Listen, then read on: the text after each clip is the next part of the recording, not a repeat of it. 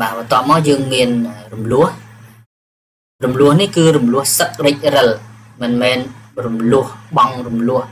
ទិញគេជាពាក់ឲ្យបងរំលោះទេគឺអានេះគេហៅថារំលោះសឹករិចរិលអញ្ចឹងបងប្អូនយើងកុំច្រឡំណាពេលដែលយើងទិញម៉ូតូមក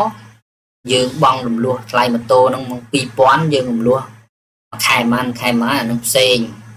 ប៉ុន្តែរំលោះនេះគឺរំលោះសឹករិចរិលបានន័យថាយើងទិញម៉ូតូមកយើងប្រើប្រាស់វាធម្មតាវាសឹករិចរិលវាខូចវាអីចឹងដូចយើងក្មេងចាស់ជរាម្ដងតិចចឹង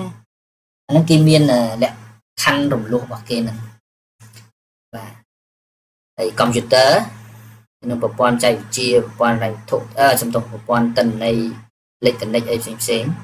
ហើយក៏មានរំលោះដែរ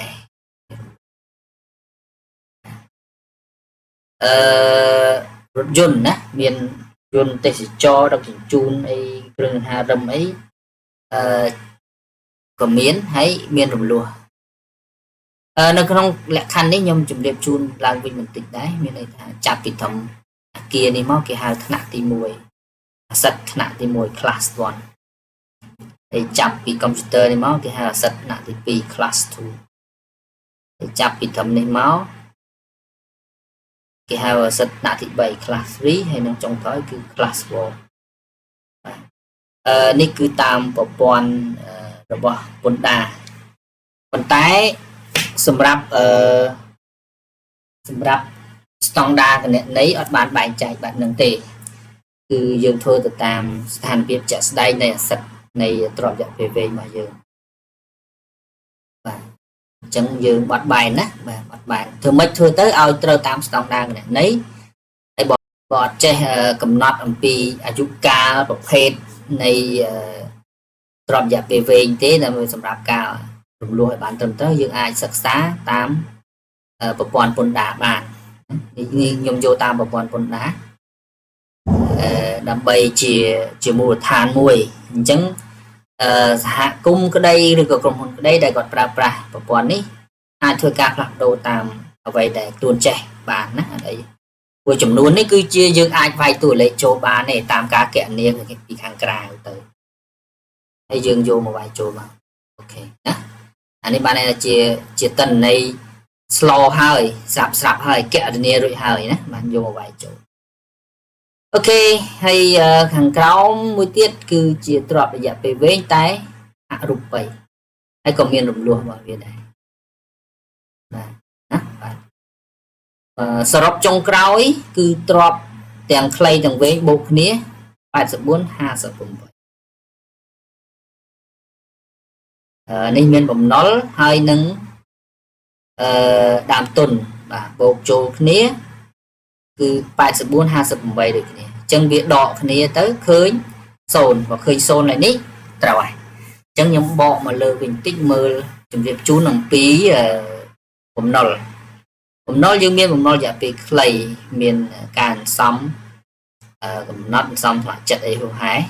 មានតាំងពីសំអាសកម្មអីចឹងទៅគឺ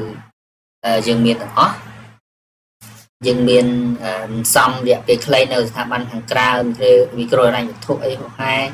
មានតាំងពី bank overdraft បាទមានតាំងពី interest in suspense ណាបាទយើងអានេះយើងប្រើនៅពេលអនុទានយើងនឹងវាបាត់បង់វាចាប់ផ្ដើមពីក្រោមស្តង់ដារទៅយើងប្រើប្រាស់គណនីនេះជាមួយនឹង interest suspense នៅខាងលើមួយទៀតណានឹងគូវាបាទគណនីពាណិជ្ជកម្មនិងគណនីត្រូវទូទាត់បាទអានេះដូច account payable អញ្ចឹងបាទអញ្ចឹងណាអានេះយើងមានសម្រាប់មុខរបរផ្គត់ផ្គង់មុខរបរទីផ្សារនេះផ្គត់ផ្គង់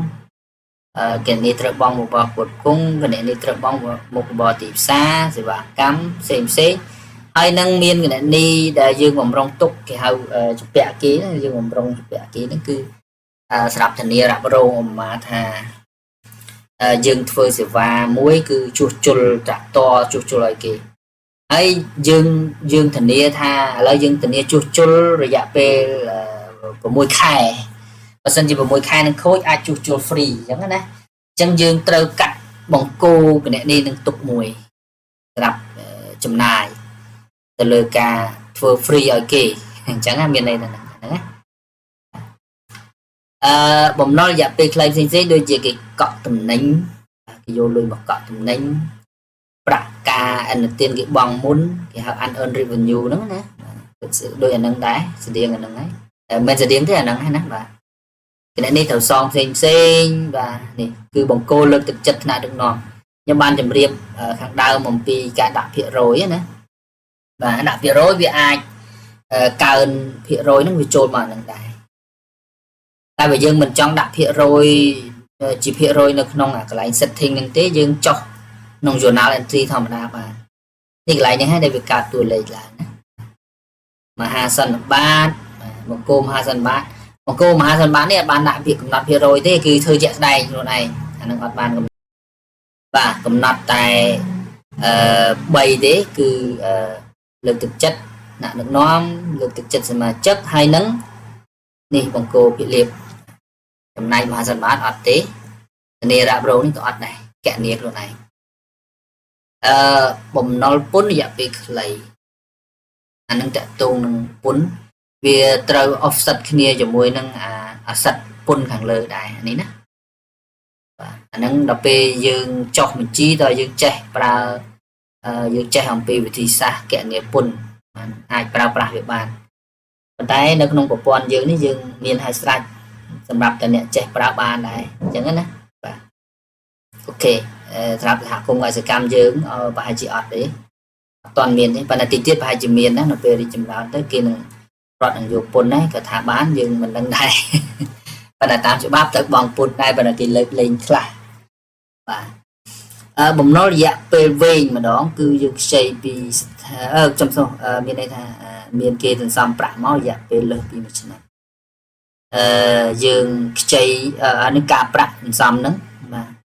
ហើយបន្តមកយើងខ្ចីពីធនាគារហើយនឹងការប្រាក់របស់វាគឺចប់បំណុលមួយចូលដើមទុន